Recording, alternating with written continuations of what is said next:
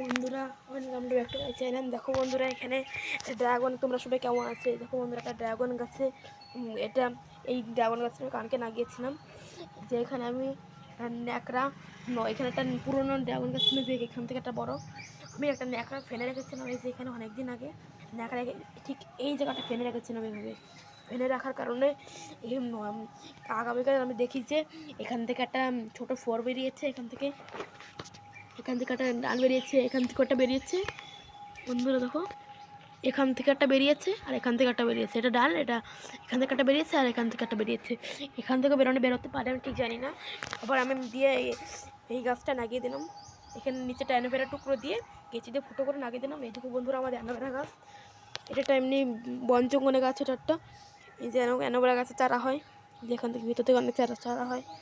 এই যে এই যে অনেক অ্যালোভেরার চারা হয় এখান থেকে, এই গুঁড়া থেকেই হয়। আর এই যে ড্রাগন গাছ, এখান থেকে অনেক ড্রাগন গাছের চারা।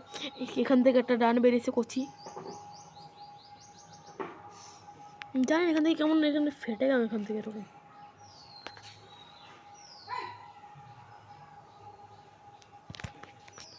এই যে দেখুন বন্ধুরা, এই মেন হচ্ছে এই যে আর এই যে আর এই যে দুটো এই তিনটে মাত্রই বেরিয়ে হয়েছে। সবচেয়ে বড় এটা ব্যাকাটা আস্তে আস্তে সূর্য দেবে।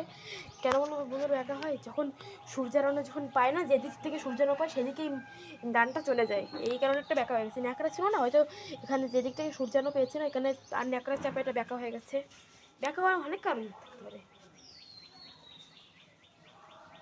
এটা কারণ আমি এটা রোপণ করেছি, নিচে অ্যালোভেরা টুকরো দিয়ে, নিচে অ্যালোভেরা টুকরো আছে, এখান থেকে দিয়ে আমি লাগিয়ে দিচ্ছি। ওবার প্রতিদিন জল দিতে হবে এখানে। এটা হচ্ছে ড্রাগন গাছের গাছ বন্ধুরা, বুঝলে? ড্রাগন গাছের গাছ, ড্রাগন গাছ।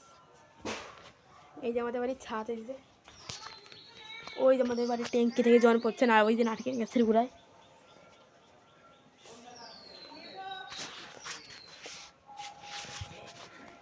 এমন নি হাই করে দে, এরকম করে হাই করে দে।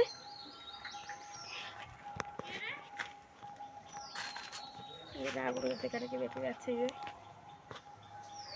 বন্ধুরা, ভিডিওটা যদি ভালো লাগে তাহলে লাইক এবং সাবস্ক্রাইব করে দেবেন এবং কমেন্ট করতে পারবেন না। এখন ভিডিওটা এখানে শেষ করে দিচ্ছি।